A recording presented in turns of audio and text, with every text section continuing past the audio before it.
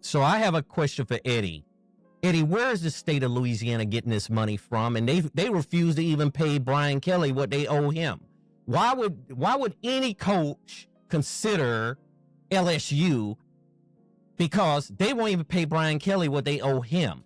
And they're trying to bring in Lane for $90 million or $98 million plus to put him probably at the highest paid. It doesn't make sense to me. Help me understand that, because I know there's no loyalty amongst any of them. That's called NIL. That's the new format of college football, NIL. You know, money just comes in. It's unbelievable.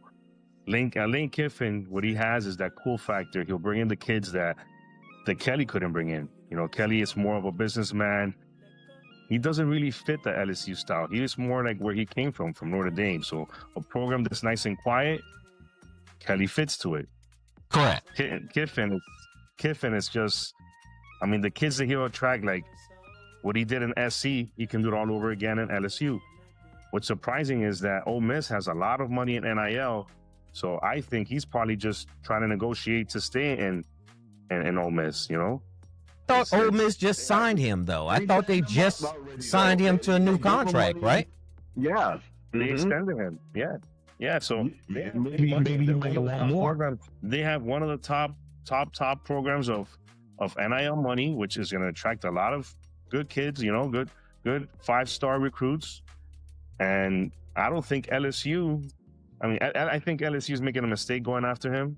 A guy like with his track record, when he was at SC, you saw the trouble that brought to the program and how that ended. So, for sure. I don't know what LSU thinking. Yeah. I think he fits more in staying in Ole Miss. And again, I think we know that they have a lot of money in NIL, and that's just the best fit for him.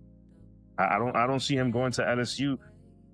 I'll be surprised if he goes to LSU. Eddie, help me understand NIL, because I know a little bit about NIL. So NIL, how do they raise the money to pay a coach the type of money they're talking about giving Lane Kiffin? Because at the end of the day, they signed Brian Kelly. And like I say, I'm going to keep repeating this over and over again. They are not honoring their end of the bargain for the contract to Kelly, and they don't want to carry it out.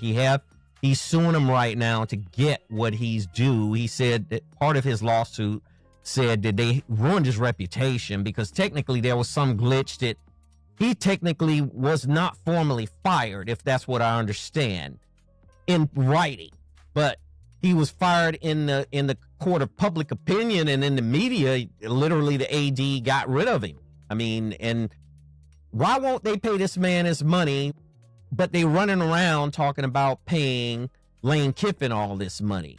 I think it'd be better for LSU to go on and rehire Ed Orgeron. They get him on the cheap. They could bring Coach O back on the cheap. They don't have to pay Coach O that kind of money, right? Go back over. Can give him $1 million. He's just so eager to get back on somebody's staff, man.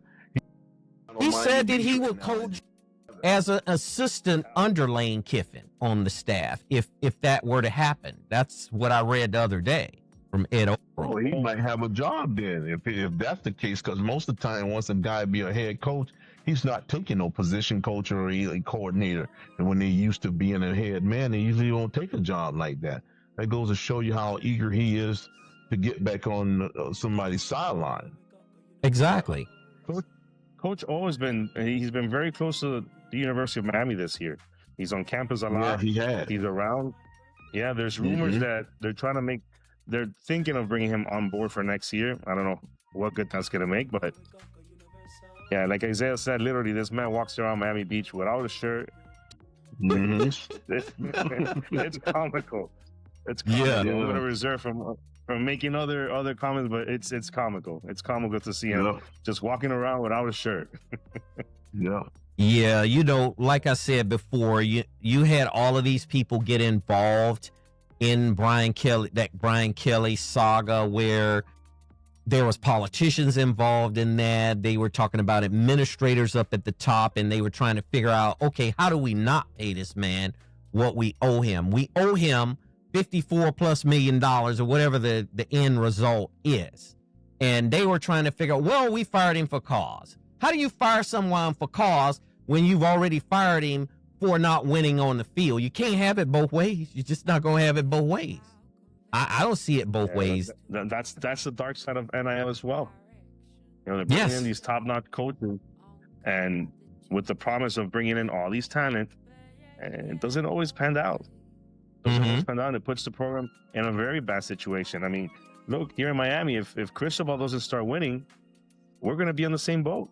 We're going to be on the same boat because he has a big buyout, right? And it's not a secret. He was backed by the Mass family. You know, they were part of negotiating the buyout in Oregon, bringing him into Miami.